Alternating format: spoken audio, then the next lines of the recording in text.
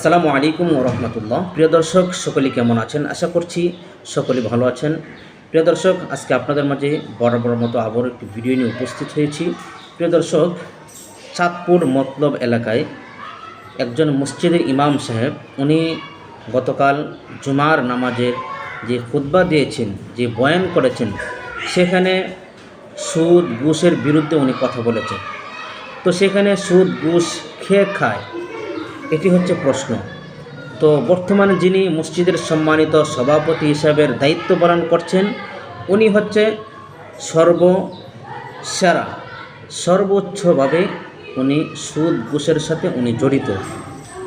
তো মসজিদের ইমাম সাহেব বয়ানের পরে ওনাকে অনেক অপমানিত, ওনাকে অনেক লাঞ্ছিত করা হচ্ছে। তো দেখেন, এখানে অন্য কোনো ব্যক্তি সেখানে এই বিষয় নিয়ে কোনো কথা বলে নাই, কারণ যে খায়, যে এটার সাথে জড়িত আছে, সেই কিন্তু এই বিষয়টি নিয়ে তার মাথা ব্যথা শুরু হবে। তো মসজিদের নামাজের পরে ইমাম সাহেবকে তাকে অকট্টভাবে তাকে গালিগালাজ করেছে, তার চাকরি থেকে তাকে বহিষ্কৃত করা হয়েছে।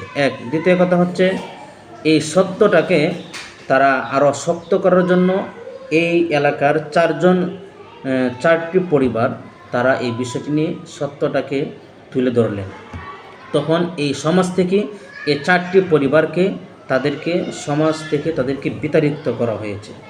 প্রিয় দর্শক, আজকে আমরা জানি বাংলা একটি প্রবাদ আছে, মসজিদের ইমাম সাহেবকে যুগ যুগ ধরে তাদেরকে পাল্টানো যায়, কিন্তু মসজিদ কমিটি তারা যদি সুদ ঘুষের সাথে জড়িত থাকে, এদেরকে পাল্টানো এত সহজ নয়।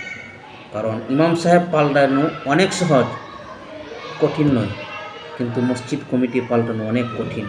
এটি বর্তমান সমাজে দাঁড়িয়েছে। প্রিয় দর্শক, এই ইমাম সাহেবকে অনেক লাঞ্ছিত করা হয়েছে, আর এটার সুষ্ঠু বিচার আমরা চাই। এটা যেন সুন্দরভাবে সুন্দর বিচার যেন হয়, তদন্ত করে। আমরা দেখছি বাংলাদেশের বিভিন্ন অঞ্চলে তাদেরকে অনেক অপমানিত, অনেক লাঞ্ছিত হতে হচ্ছে। এতে কেন হবে বারবার? এই সমস্ত সভাপতি যেন মসজিদ কমিটি থেকে বিলুপ্ত হয়ে যায়, আমরা সেই প্রত্যাশা কামনা করছি। আর এটার সর্বোচ্চ বিচার আমরা চাই। সকলে ভালো থাকবেন। আসসালামু আলাইকুম।